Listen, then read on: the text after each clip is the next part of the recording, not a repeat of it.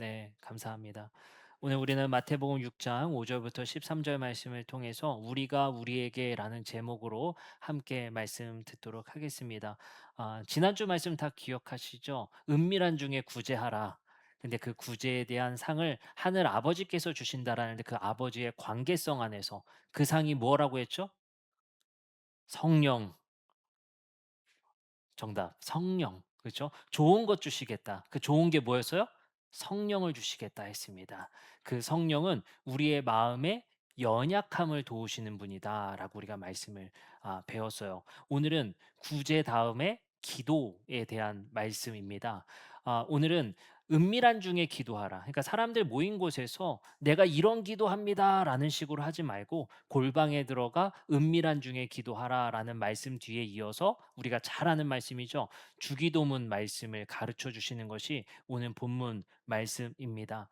오늘 말씀도 지난주 말씀과 같이 아버지 안에서 이루어지는 말씀입니다. 다시 말씀드리면 하나님이라는 표현이 아니라 마태복음 6장에서만큼은 예수님께서 아버지라는 표현을 강조해서 쓰신단 말이죠. 그래서 우리가 상을 주시는 것, 그리고 갚아주시는 것을 아버지라는 관계 안에서 상을 이해해야 된다고 했어요. 근데 아버지께서 자녀들에게 가장 주고 싶어 하는 게 뭐예요? 좋은 것 주고 싶죠. 근데 그 좋은 것이 아이들에게 아이들이 좋은 게 좋은 건가요? 자녀들이 좋아하는 게 좋은 거 아니죠. 부모는 아이들에게 좋을 만한 것을 생각하시고 주는 게 부모의 마음입니다. 아이들이 젤리 좋아한다고 해서 젤리 막 주지 않죠. 아이들에게 건강한 것 주고 싶은 것이 아버지와 부모님의 마음인 거죠. 그 마음을 생각하면서 그 관계 안에서 본문을 이해하라는 것이 의도적인 말씀입니다. 그렇기 때문에 지난주 상도 하나님께서 좋은 것 주시겠다. 그 좋은 거 뭐였죠? 성령이라는 거 딱 들으니까 별로 와닿지를 않는 거예요. 그게 진짜 우리한테 좋은 거야? 상이면 그런 게 아닌데 금은 보아야 되는데라고 생각하기 때문이겠죠. 근데 우리가 딱 뚜껑을 열어보니까 뭐였어요? 성령인 거예요, 성령. 그 성령이 뭐예요? 하나님이 우리에게 제일 필요한 것, 제일 너희들에게 가장 필요한 게 뭐냐? 너희의 연약함을 도와주시는 거야. 너희의 마음의 결핍을 채워주시는 거야. 그게 너희들에게 가장 필요한 선물이다라고 지난주 말씀을 들었습니다. 오늘 우리는 기도입니다. 근데 기도도 마찬가지로 아버지의 관계 안에서 풀어주시는 말씀이에요. 오늘 말씀, 오늘 말씀에 말씀을 보면은 예수님께서 우리에게 마찬가지로 은밀한 중에 너희가 기도해야 하나님께서 갚아주시겠다 말씀하셨죠. 지난주 말씀의 4절 말씀에 이렇게 말씀하세요. 내 구제함을 은밀하게 하라. 은밀한 중에 보시는 너희 아버지께서 갚으시리라. 오늘 말씀입니다. 6절 말씀에 이렇게 말씀하세요. 너는 기도할 때 내 골방에 들어가 문을 닫고 은밀한 중에 계신 내 아버지께 기도하라. 은밀한 중에 보시는 내 아버지께서 갚으시리라. 6장 8절 오늘 본문 말씀입니다. 이렇게 말씀하세요. 그러므로 그들을 본받지 말라. 구하기 전에 너희가 있어야 할 것을 하나님 너희 아버지께서 아시니라. 이 8절 말씀은 다 같이 한번 읽어볼게요. 8절 말씀 다 같이 중요하니까요. 다 같이 읽어봅니다. 시작. 본받지 말라. 구하기 전에 너희가 있어야 할 것을 하나님 너희 아버지께서 아시느니라. 그러니까 명백해요.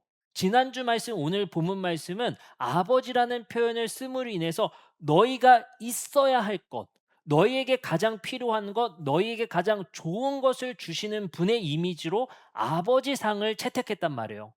그러니 가족에서 아버지, 어머니가 부모가 자녀들에게 가장 좋은 것 주실 거라는 기대 속에서 살라는 거예요. 그 말은 뭐겠습니까? 삶의 해석을 달리하라는 거예요. 우리의 삶의 해석의 의미 부여를 달리하라는 겁니다. 어떻게 하라는 겁니까?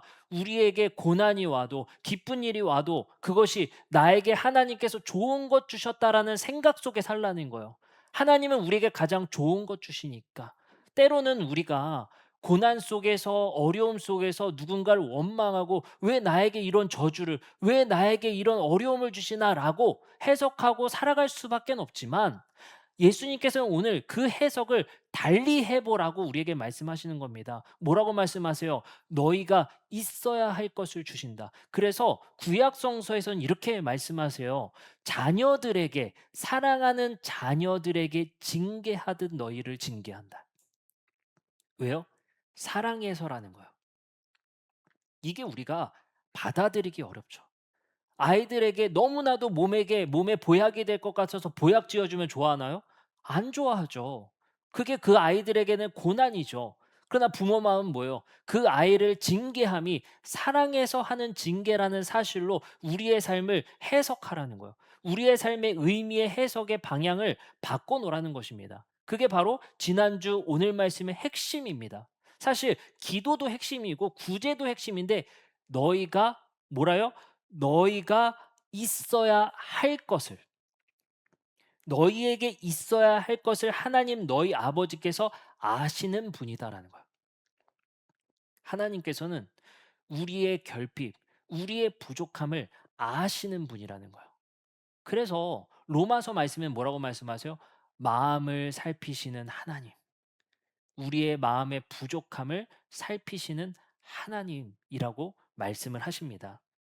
그래서 오늘 우리는 이렇게 말씀을 배워보고 싶어요. 우리에게 가장 필요한 것 주시는 하나님이라는 주제로 계속 말씀을 볼 텐데 그 말씀, 오늘 본문 말씀을 넘어서 24절부터 25절 말씀을 보니까요. 6장이 얼마나 일관되게 우리가 필요할 것을 아시는 하나님이라는 이미지를 강조하는지 나옵니다. 말씀을 읽어볼게요. 24절부터 25절입니다. 한 사람이 두 주인을 섬기지 못할 것이니 혹 이를 미워하고 저를 사랑하거나 혹 이를 중히 여기고 저를 경히 여김이라. 너희가 하나님과 재물을 겸하여 섬기지 못하느니라. 그러므로 내가 너에게 이르노니 목숨을 위하여 무엇을 먹을까 무엇을 마실까 몸을 위하여 무엇을 입을까 염려하지 말라. 목숨이 음식보다 중하지 아니하며 몸이 의복보다 중하지 아니하냐. 그리고 다음 절에 뭐라고 말씀하시냐면요. 염려하지 말라고 말씀하시고 26절 다 같이 읽어볼게요. 다 같이 시작. 심지도 않고 거두지도 않고 창고에 모아들이지도 아니하되 너희 하늘 아버지께서 기르시나니 너희는 이것들보다 귀하지 아니하냐라고 말씀하시는 거예요. 모든 것 다 아시고 너희들 무엇을 먹을까 무엇을 입을까 무엇을 마실까 염려하지 마라. 너희들에게 이것 안 주시겠냐라고 하시는 것이 바로 오늘 본문의 말씀과 연결되는 겁니다. 이 말씀이 다 이어지죠. 아버지께서는 우리가 필요할 것을 아셔서 어련히 주시는 분이라는 주제가 강조되고 있다는 사실을 우리는 알 수 있습니다. 그리고 이 말씀 뒤에 더 넘어가서 봐볼까요? 30절, 32절에 한 번 더 강조됩니다. 이렇게 읽어드립니다. 오늘 있다가 내일 아궁이에 던져지는 들풀도 하나님이 이렇게 입히시거늘 하물며 너희일까 보냐 믿음이 작은 자들아. 그러므로 염려하여 이르기를 무엇을 먹을까 무엇을 마실까 무엇을 입을까 하지 말라. 이는 다 이방인이 구하는 것이라. 너희 하늘 아버지께서 이 모든 것이 너에게 있어야 할 줄 아시느니라. 계속 강조되죠. 아시는 하나님. 그래서 하나님이라는 표현을 쓰지 않고 무슨 표현을 쓴다고요? 아버지라는 표현을 쓴다는 거예요. 아버지만큼 자녀들을 잘 이해하는 분이 없다라는 이미지를 쓴 거죠. 그래서 하나님을 아버지로 고쳐서 아버지의 이미지에서 뭐요? 자녀를 잘 아시는 아버지. 그의 필요를 잘 아시는 아버지라는 것을 강조한다라는 거예요. 근데 여기서 예수님께서 일갈하듯이 한마디를 더 덧붙이십니다. 30절 말씀, 6장 30절 말씀 다시 한번 읽어 드릴게요. 오늘 있다가 내일 아궁이에 던져지는 들풀도 하나님이 이렇게 입히시거늘 하물며 너희일까 보냐. 뭐가 작은 자들아? 믿음이 작은 자들아라고 말씀하시죠. 이거 어떻게 생각해야 될까요? 이 믿음에 대해서 믿음이 작은 자라고 예수님께서 어떻게 보면 질책 아닌 질책을 말씀하시는 거예요. 왜 그런 것 염려하고 왜 그런 것 걱정하냐라고 말씀하시면서 믿음이 작은 자들아라고 예수님께서 말씀하시죠. 이건 어떻게 보면 이렇게 고쳐서 읽어볼 수 있을 것 같아요. 신념이라고 읽어볼 수 있을 것 같아요. 신념. 이 신념이라는 게 무엇이냐면요. 우리가 살아갈 때 신념이 있다라는 거 뭐겠어요? 아, 그래. 우리 하늘의 아버지께서 우리에게 가장 좋은 것 주시겠지라는 그 생각과 신념 속에 살아가는 거거든요. 너희는 이 신념을 가지라는 거예요. 이 의미를 가지고 이 신념 속에서 살아가라는 겁니다. 이 신념이 있어야 너희가 염려 속에 결핍 속에 살아가지 않는다라는 겁니다. 그 신념이 뭐라는 거예요? 하늘 아버지께서 좋은 것 주시지 않겠냐? 너희들의 필요를 잘 아시지 않겠냐라는 신념 속에 살아가라라고 말씀하시는 거예요. 지난주에 제가 운전을 하면서 갈 길이 있었는데 뒤에 누굴 태웠냐면요. 우리 임우원을 태웠어요. 그래서 한 20분 정도 토론을 하면서 운전을 했습니다. 그래서 제가 우원이한테 물어봤어요. "야 우원아, 너 근데 주일날 교회 오는 거 안 힘들어? 친구들 놀러 가고 싶고 만나고 싶을 텐데 그거 안 힘들어?" 그랬더니 뭐라는 줄 아세요? "이제 어쩔 수 없다고 생각해요." 예. 받아들였더라고요. "어차피 다른 생각 해 봐야 안 돼요." 라고 얘기를 하더라고요. "야 그래 우원아. 야 너도 근데 친구 만나고 싶고" 마치 제가 유혹하듯이 "주일날 안 오고 싶을 텐데 근데 괜찮아?" "아 뭐 어쩔 수 없죠 뭐." 그렇게 얘기를 하는 거예요. 그래서 제가 이야기를 해 줬어요. "근데 왜 부모님들이 교회를 그렇게 정기적으로 가려고 할까? 힘든데 왜 그렇게 좋은 데 가고 싶을 때 왜 교회를 그렇게 가려고 할까?" 우원이한테 물어봤어요. 우원이가 "글쎄요. 잘 모르겠어요."라고 얘기를 하더라고요. 제가 얘기를 해 줬어요. "근데 교회를 다니고 하나님을 믿는 사람들은 중요한 신념이 있기 때문에 그래. 삶을 그냥 사는 것이 아니라 자기만의 삶에 신념이 있기 때문에 그래. 우원아 너 파타고니아 옷 알아?" 그랬더니 우원이가 "아 알아요." 그렇게 그러면서 얘기하는 거야. "아 그 옷 만드는 거 재활용 제품으로 이렇게 만드는 거잖아요." 그래서 이제 "그 옷 비싸게 안 비싸게?" 했더니 그거 비싸던데요." 얘기하는 거예요. 잘 알고 있더라고요. 그래서 얘기를 했어요. "왜 비싼데 사람들이 그 옷을 살까? 가치가 있기 때문에 사는 거야. 자기만의 신념이 있기 때문에 조금 내가 돈을 더 써서라도 무언가 가치가 있기 때문에 의미가 있기 때문에 그것을 사는 거야." 우리가 주일날 교회에 와서 예배드리고 하나님을 예배한다는 건 우리 각자마다의 신념이 있고 그것이 가치 있다고 생각하기 때문에 우리가 교회에 오는 거야. 그리고 우리 그 가치 있는 것을 너희들에게 알려주고 싶어서 우리가 주일날 모이고 너희들도 같이 오고 싶은 거야. 라고 얘기를 해줬어요. 그 안에서 우리가 이야기할 때 가장 중요한 게 뭡니까? 어려움 속에서 누군가는 이렇게 조롱할 수 있어요. "야 그거 정신승리 아니야? 야 니네 그냥 생각으로 그런다고 다 바뀌는 거 하나도 없어. 니네 생각만 그렇게 하는 거 아니야?" 근데 우리는 그렇지 않아요. 우리의 신념이 뭡니까? 고난도 하나님이 주신 사랑에서 주신 징계이다. 라고 생각하는 게 신념인 겁니다. 우리가 어려움 속에 아픔 속에 그것을 내가 저주받았다. 그것을 내가 부정적으로 받아들이는 것이 아니라 그것조차 아버지께서 나를 너무 잘 아셔서 주시는 나에게 필요한 일이었나 보다라고 받아들일 줄 아는 것. 그걸 내가 받아들일 줄 아는 것. 그게 뭡니까? 신념이라는 거예요. 그걸 예수님이 뭐라고 표현하세요? 믿음이 작은 자들아. 너희들은 그런 신념도 없이 살아가냐? 적어도 하늘에 아버지가 계시다고 너희가 믿고 그 신념 속에 살아간다면 너희들이 받아들일 수 있어야 될 것이 아니냐라고 말씀하시는 겁니다. 근데 우리가 받아들이지 못할 때 뭐가 돼요? 스트레스가 되는 거예요. 어떤 의사 선생님이 그러시더라고요. 이제 그 의사 선생님이 얘기를 하는데 우리의 삶 속에 의학적으로 밝혀지지 않지만 불편한 것들이 있어요. 예를 들어서 "아 나 여기가 좀 찌릿찌릿한데 이거 좀 찍어 주시면 안 되겠어요?" 그러면 막 엑스레이 찍어 MRI 찍어도 뭐 아무것도 안 나와요. 아무것도 안 나와요. 그 이명 증세도 비슷해요. 이 고칠 수 있는 방법 뭘 찍어도 뭐가 뭐 안 나와요. 그때 의사 선생님들이 그런 얘기를 꼭 해 주고 싶다는 거예요. "받아들이셔라." 그걸 받아들이면 안 들리고요. 받아들이는 시점이 오면 그 통증이 없어진다는 거예요. 이게 정신의 문제에 가깝거든요. 마음의 문제에 가깝거든요. 근데 그걸 내가 받아들이지 못하고 그걸 계속 밀어내는 힘이 있을 때 뭐가 됩니까? 그게 스트레스가 되는 거예요. 그 예수님께서 말씀하시는 거예요. "너희는 하나님을 믿는 자들로서 하늘의 아버지가 계시다는 것을 믿는 자들로서 그 정도 신념도 없이 살아가냐? 너희들은 그 정도 믿음도 없이 살아가냐?" 라고 예수님께서 말씀하시는 거예요. 그래요. 세상의 사람들은 "너희들 바뀌는 것 하나도 없어."라고 말할 수 있지만 우리는 단호하게 말할 수 있는 거 "그게 내 신념이다. 그게 내 믿음이다."라고 말하는 것이 우리 그리스도인이라는 것입니다. 그래서 예수님께서는 이렇게 기도하라고 우리에게 말씀하십니다. 9 절입니다. "그러므로 너희는 이렇게 기도하라. 하늘에 계신 우리 아버지여." 이게 뭐냐면요. 저는 이걸 이렇게 의미를 생각하게 됐어요. 그러므로 너희는 이렇게 기도하라. 하늘에 계신 우리 아버지여. 이게 뭐예요? 찾으라는 거죠. 그게 뭡니까? 우리의 신념과 우리의 믿음 속에 살아가는 사람들에게 중요한 게 뭐예요? 잊지 않는 거예요. 그분이 계시다는 사실을 잊지 않는 겁니다. 어쩌면 이 기도는 하나님 아버지를 부르는 거예요. 그분이 계시다라는 걸 부르는 겁니다. 왜요? 잊지 않기 위해서. 우리가 왜 때가 되면 때가 되면 왜 뭐 사람들은 제사를 지내기도 하죠. 우리도 뭐 주기를 지켜서 우리 먼저 돌아가신 분들을 위해서 예우를 하죠. 그게 다 뭡니까? 기억하기 위해서 아닙니까?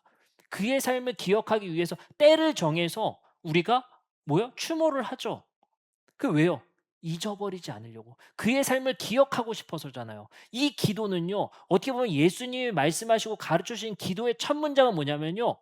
우리의 삶 속에서 기억하라요. 기억하라. 하늘 아버지가 계시다는 것을. 그것을 우리는 때때로 잊어버릴 수밖에 없다는 거예요. 기도의 효과는 그리고 기도의 능력은 기억하는 것입니다. 반복적인 기도를 통해서 하늘의 아버지가 계시다라는 것을 기억해야 우리도 믿음과 신념 속에 살아갈 수 있어요. 그 첫 번째 기도가 뭐예요? 청원이요. 하늘에 계신 우리 아버지요. 부르라는 겁니다. 8절의 말씀에 그래서 이렇게 말씀하시는 거예요. 그러므로 그들을 본받지 말라. 구하기 전에 너희가 있어야 할 것을 하나님 너희 아버지께서 아시느니라. 그리고 기도를 가르쳐 주시기를 하늘에 계신 우리 아버지여를 부르라는 거예요. 하나님 나 이거 부족해요. 나 이거 없어요. 나 이런 거 어려워요. 라고 할 때 너희가 기억하라. 너희들이 지금 잊고 있다. 하늘의 아버지가 계시다는 사실을. 기도의 우리가 반복하는 것은 기억을 위한 겁니다. 그리고 우리에게 말씀하시는 것은 하늘의 아버지가 계시다는 사실과 그 신념 속에서 그 믿음 속에서 우리에게 좋은 것 주실 거라는 그 삶을 붙들고 살라는 것입니다. 고린도전서 10장 13절의 말씀에 보면 사도 바울은 우리에게 이렇게 얘기합니다. 여러분은 사람이 흔히 겪는 시련밖에 다른 시련을 당한 적이 없습니다. 하나님은 뭐 하십니다? 신실하십니다. 여러분이 감당할 수 있는 능력 이상으로 시련을 겪는 것을 하나님은 허락하지 않으십니다. 하나님께서는 시련과 함께 그것을 벗어날 길도 마련해 주셔서 여러분이 그 시련을 견디어낼 수 있게 해 주십니다. 진짜예요? 여러분들 진짜입니까? 저보다 더 사신 분들은 더 노하우가 있을 것 같아요. 우리가 이런 표현 많이 쓰지 않아요? 그래, 죽으란 법은 없어. 그래, 모든 일에 죽으란 법은 없어.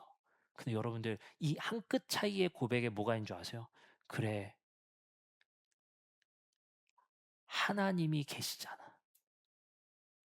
이 고백 한마디가 차이를 일으키는 거예요. 이 신념 한마디가 죽고 사는 그 차이를 만들어낸단 말이에요. 내가 살아야 할 이유, 내가 그래도 견디고 발 붙이고 살아야 될 이유는 한 끝의 신념 안에 있는 거예요. 그래, 죽으라는 법은 없어. 하나님께서 우리에게 좋은 거 주셨을 거야. 이것조차 없으면 우리 어떻게 삽니까? 우리보다 더 극단적 어려움을 사는 사람에게 이 신념조차 없으면 어떻게 살아갈 수 있겠습니까? 이 한 끗 차이가 삶과 죽음을 가르는 중요한 고백이 되어진단 말이에요. 하나님께서는 바울을 통해서 그 시련을 하나님께서 견디어낼 수 있게 해 주신다는 거. 그래서 제가 이 말씀들을 다 종합해 보니까요. 어떤 생각이 드는 줄 아세요? 그래. 하나님은 우리가 이 땅에서 살기를 바라시는 분이야. 그 말이 다시 말하면 이런 말씀을 주시는 거예요. 그래. 우리가 살아낼 수 있는 방법을 주시는 거예요. 견딜 수 있는 방법을 주시는 거예요. 이 신념, 이 믿음의 한 끝이 우리를 삶과 죽음의 갈림길에 놓듯이 그래, 내가 극단적 어려움 속에 처했더라도 우리가 한 신념이 남아 있다면, 믿음이 남아 있다면 살 수 있다는 거예요. 그리고 말씀하십니다. 빌립보서 4장 12절부터 13절의 바울의 고백을 봅시다. 바울은 이렇게 말합니다. 자기는 극단의 어려움에도 처해 본 적도 있고 극단의 풍족함도 처해 본 적이 있다면서 이렇게 말씀하십니다. 나는 비천에 처할 줄도 알고 풍부에 처할 줄도 알아. 모든 일에 곧 배부름과 배고픔과 풍부와 궁핍에도 처할 줄 아는 일체의 비결을 배웠다요. 그러면서 말씀하십니다. 내게 능력 주신 자 안에서 내가 모든 것을 할 수 있습니다라는 고백을 해요. 이게 무슨 말을 하는 거냐면 "나 진짜 무한의 능력을 얻었어." 이런 표현이 아니라 내가 어떤 상황이든지 만족할 수 있는 방법을 배웠다는 거예요.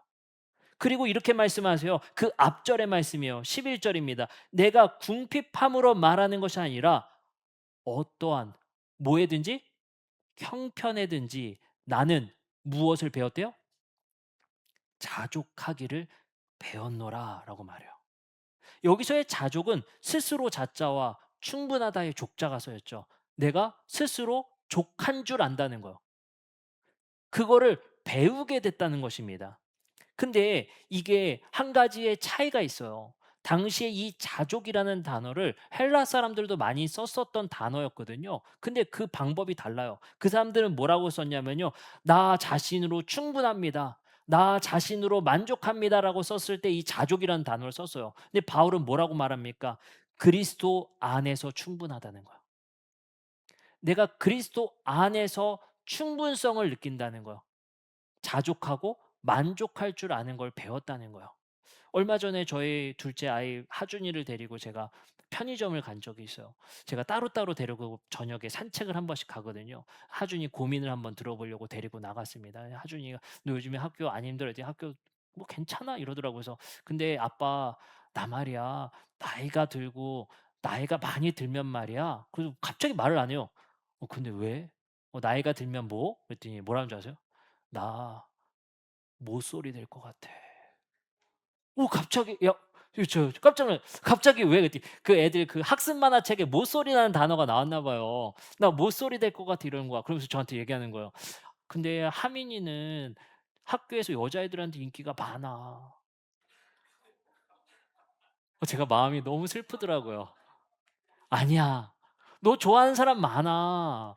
너 좋아하는 사람 얼마나 많은데." 제가 얼마나 막 자존감을 막 높여 주려고 막 "걔도 좋아하잖아 너. 너 얼마나 좋아하는데." 내가 그때 보니까 "걔가 너한테 인사 먼저 하더라."야 막 하면서 막 자존감을 막 높여 줬어요. 자존감의 문제가 마음의 문제잖아요. 있고 없고의 문제가 자존감의 문제잖아요. 사실 저희 아이들이 반에서 저희 1 학년 3 반이거든요. 1 학년 3 반에 저희 아이들이 제일 작아요.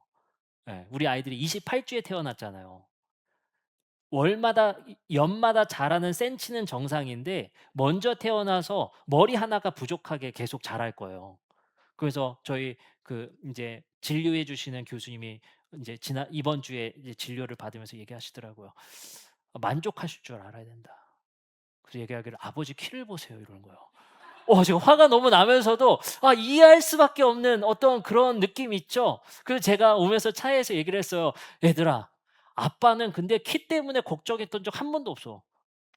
그게 사실 아이들의 자존감의 문제이면서 아이들과의 관계에서 문제잖아요. 그래서 얘기를 했어요. "아 그래. 우리 아이들의 그 마음 키 때문이라는 그 마음을 넘어설 수 있는 마음을 우리가 사실 잘 가르쳐 주고 그 마음을 잘 만들어 주는 게 중요하겠구나.'라는 생각을 갖게 됐단 말이에요. 근데 우리 아이들 제가 예시로 들었지만 아이들의 마음 문제, 자존감 문제가 얼마나 중요한지를 너무 알고 있어요.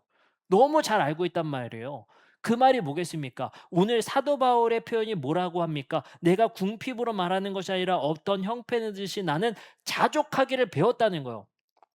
그리스도인들이 배워야 할 중요한 덕목이 뭡니까?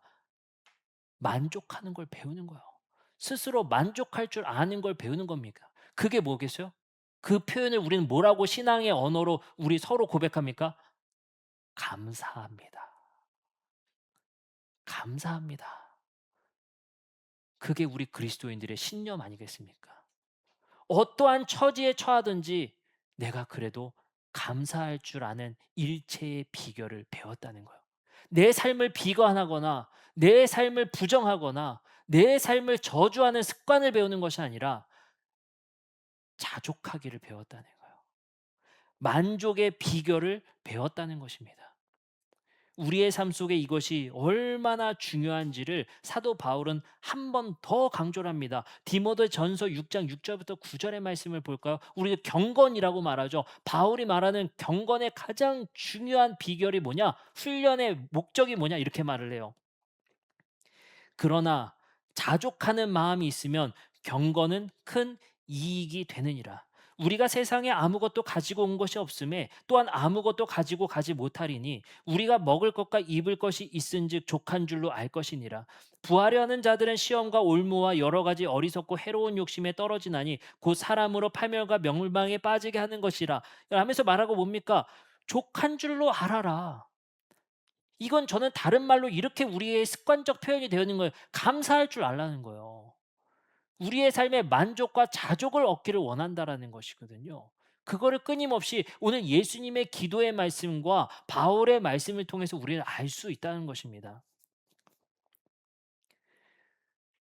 그리고 오늘 말씀의 한 가지의 중요한 포인트를 우리는 함께 더 살펴보고자 합니다. 6장 6절의 말씀에 다시 돌아가 보면요. 뭐라고 말씀하셨냐면 아까 말씀드렸죠. 내 아버지께 기도하라. 그리고 마태복음 23장 8절부터 9절의 말씀에 보면요. 이런 표현이 나와요. 우리가 하늘의 아버지라고 부른다고 했죠. 하나님이 아니라 8절부터 9절에 이렇게 말합니다. 그러나 너희는 랍비라 칭함을 받지 말라. 너희 선생은 하나요. 너희는 다 뭐래요? 형제니라라고 말해요. 땅에 있는 자를 아버지라 하지 말라. 너희 아버지는 한 분이시니 곧 하늘에 계신 이시니 두 가지를 연결해 줍니다. 뭡니까? 하늘에 계신 한 분 아버지만 아버지고 너희는 뭐다? 형제다라고 부르라는 거예요. 제가 이걸 왜 여러분들께 말씀을 드리는 줄 아세요? 보세요. 오늘 예수님께서 우리에게 기도를 가르쳐 주시는데 이렇게 말씀하십니다. 하늘에 계신 누구 아버지요? 우리라는 표현으로 바꿔주세요. 그 전 구절까지는 내가 은밀한 중에 있어야 할 줄 안다. 내가 은밀하게 구제하라. 너라는 표현을 써요. 근데 기도문부터 갑자기 바꿔서 뭐라고 씁니까? 우리라는 표현으로 바꾸세요. 보세요. 11절부터 13절입니다. 오늘 누구에게? 우리에게. 12절. 우리가 누구에게? 우리에게. 13절. 누구를? 우리를 시험에 들게 하지 마옵시고. 다 뭐라고 써요? 우리라는 표현을 씁니다. 이걸 예수님께서 뭐라고 말씀하세요? 너희는 다 형제니라. 이 만족의 비결과 예수님께서 말씀하셨던 아버지를 모시는 자들의 어떤 공동체적인 윤리인 거거든요. 우리 안에서 이루어져야 될 만족과 그리고 자족하기를 배우라는 거예요. 그럼 우리는 이제 한 가지만 말씀을 듣고 맞춰보려고 합니다. 우리에게 가르쳐 주신 것, 오늘 우리에게 일용할 양식을 달라고 기도하라는 거예요. 근데 이 표현이 나의 일용할 양식을 주세요가 아니라 우리에게 일용할 양식을 주라는 거예요. 우리 공동체에게 풍족함을 주라는 거거든요. 근데 이 말씀이 어디서 왔습니까? 출애굽기 16장 3절에서 말씀이 온 것입니다. 이렇게 말씀하십니다. 이스라엘 자손이 그들에게 항의하였다. 차라리 우리가 이집트 땅 거기 고기 가마 곁에 앉아 배불리 음식을 먹던 그때에 누가 우리를 주님의 손에 넘겨주어서 죽게 했더라면 더 좋을 뻔했습니다. 그런데 당신들은 지금 우리를 이 광야로 끌고 나와서 이 모든 회중을 다 굶어 죽게 하고 있습니다. 라고 불만족을 표합니다. 그때 말씀하십니다. 다음 절 4절입니다. 주님께서 모세에게 말씀하셨다. 너희는 먹을 것을 하늘에서 비처럼 내려 줄 터이니 백성이 날마다 나가서 그날 먹을 만큼을 거두어 드리게 하여라. 여기서 그날 먹을 만큼을 거두어 드리게 하여라가 일용할 양식을 구하라요. 뭐라고요? 그날 먹을 만큼 거두어 드리게 하라. 이게 무엇을 의미합니까? 하나님께서는 광야에서 우리에게 자족함을 배우게 시킨 거거든요. 그날의 것에 만족할 줄 아는 거예요. 내일 것은 뭐하라? 하늘에 계신 아버지께 의지함으로 기다리라는 거예요. 그래서 내일 것, 일주일 걸 다 걷어들니 어떻게 돼요? 썩어버려요. 주질 않습니다. 하나님께서는 무엇을 원하시는 겁니까? 결핍에 빠져 살아가는 우리에게 만족할 줄 아는 것을 배우게 하는 거예요. 이게 없으면요. 어떻게 됩니까? 전 국민이요. 인생의 삶의 목적이 아파트 사는 것에 있으면 어떻게 됩니까? 오늘 먹는 게 아주 좋은 데 가서 그럴싸한데 행복하질 않아요. 그 목적을 이룰 때까지 감사와 만족은 주어지지 않습니다. 늘 우리의 감사와 행복을 늘 미루는 거예요. 그때 가면 감사하겠지. 그때 가면 행복하겠지. 그러니 그날의 것에 집중하지 못하고 그날의 사랑과 그날의 행복을 누리질 못하는 거예요. 하나님께서는 뭘 말씀하시는 겁니까? 일주일치가 없어도 오늘 너희들에게 준 일용할 양식을 거두어 그것에 집중하라는 거예요. 우리의 하루의 삶에 집중하라는 겁니다. 여러분들 사랑하는 사람과 먹는 게 있으면요. 좋은 건 먹으면요. 그날 행복하고 그날 사랑 고백하고 그날 좋아야죠. 그리고 우리에게 하나님께서 이렇게 말씀하십니다. 16장 29절부터 30절의 말씀입니다. 이 말씀 다 같이 한번 읽어 볼게요. 오늘 본문의 마지막 말씀입니다. 다 같이 읽어 보겠습니다. 시작.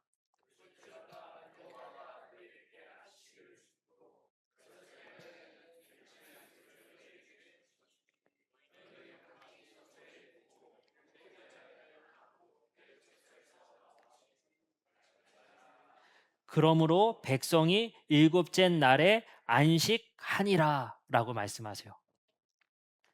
뭐라고 말씀하시냐? 여섯째 날에 내가 이틀치 줄 테니까 일곱째 날에는 너희들 집에서 나오지 마. 안식을 취해. 그날 쉼을 취했으면 좋겠어라고 말씀하시는 게 안식일입니다. 그럼 여기서 핵심적으로 안식일 그리고 일용할 양식을 가르치시면서 예수님도 우리에게 기도를 가르쳐 주시기를 우리의 공동체의 기도문 중에 중요한 첫 번째가 우리에게 일용할 양식 주는 것을 기도하라는 거예요. 그게 뭐예요? 만족을 위해서 기도하라는 거거든요. 우리가 주일마다 모여서 그날을 돌아보고 그날의 만족을 돌아보라는 거거든요. 그래서 우리가 주일날 모임에서 한 주간의 삶을 나누잖아요. 아, 맨날 똑같은 거 하네라고 생각할 수 있어요. 근데 그 한 주간의 삶을 돌아보는 삶이 얼마나 중요한데요. 한 주간의 삶 속에서 놓치고 있는 감사가 얼마나 많은데요. 한 주간의 삶 중에서 우리가 행복이라는 것을 놓치고 사는 것이 얼마나 많은데요. 주일날 모여서 일용할 양식을 공동체적으로 구하라는 거예요. 그게 뭡니까? 우리가 안식일을 지킨다고 하잖아요. 안식일을 기념한다고 하잖아요. 그것을 모여서 우리가 함께 나누고 우리가 놓쳤던 행복, 우리가 놓쳤던 감사를 나누라는 거거든요. 그게 무슨 말을 하는 겁니까? 우리의 삶 속에 일어난 그 결핍 속에서 뭘 하라는 거요? 만족을 같이 나누라는 거예요. 그래, 내가 그날에는 그렇게 생각했지만, 그날에는 그게 화가 났지만, 지금 생각해보니, 하늘 아버지가 계신 줄 있다는 것을 생각해보고 다시 그날을 돌아보니, 내가 잘못했구나. 내가 그날 내 욕심 때문에 그랬구나. 를 우리는 신념 속에, 믿음 속에 그날의 일을 받아들이는 거예요. 어쩌면 우리는 결핍 속에 살아가는 욕망의 사람인 줄 모릅니다. 그리고 오늘 우리에게 예수님께서 말씀하신 기도와 절제는 우리의 삶 속에 적당히를 지키며 절제를 지키며 만족할 줄 아는 비결을 훈련하고 배우라라고 말씀하십니다. 그것보다 앞서야 되는 것은 오늘 말씀의 핵심은 적어도 신념을 갖고 살라는 것입니다. 아무런 신념 없이 사는 것이 아니라 신념을 가지고 살아라.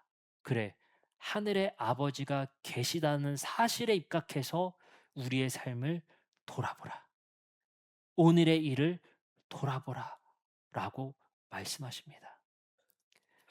오늘 말씀을 정리하면서 예수님께서 사도 바울이 말한 것처럼 그 시련을 견디어낼 수 있게 해주시는 하나님이라는 사실을 믿음으로 내가 아무리 원망스러운 일이 있더라도 아무리 고통스럽고 아무리 어려운 일이 있더라도 우리는 그 신념을 놓지 않았으면 좋겠습니다.